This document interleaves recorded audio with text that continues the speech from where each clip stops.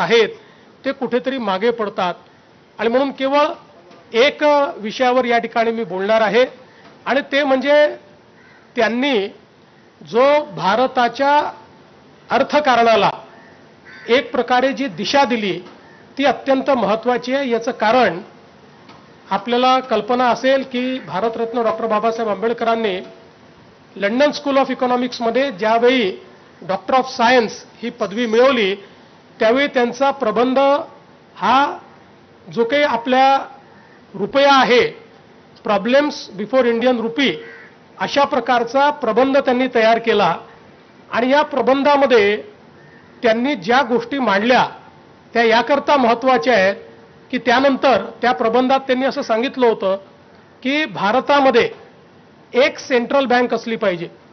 त्याशिवाय भारतामध्ये बँकिंग हे आपल्याला करता येणार नाही। दुसरं त्यांनी सांगितलं होतं की वर्षानुवर्ष आपल्या करन्सीचं म्हणजे चलनाचं सिल्वर स्टँडर्ड आहे ते संपवलं पाहिजे आणि गोल्ड स्टँडर्ड केलं पाहिजे। आणि तिसरं त्यांनी हे सांगितलं होतं की विनिमय दर बघू नका, करन्सीची पर्चेसिंग पॉवर बघा।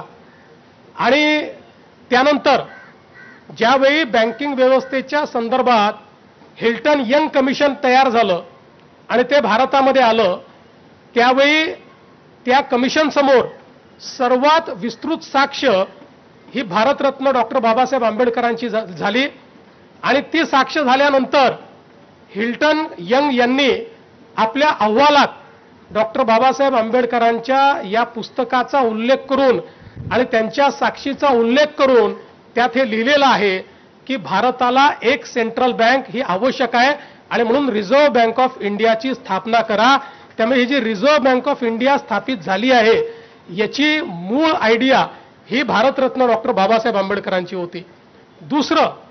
आपल्याला कल्पना आहे की त्यानंतर भारतामध्येही आणि जगाने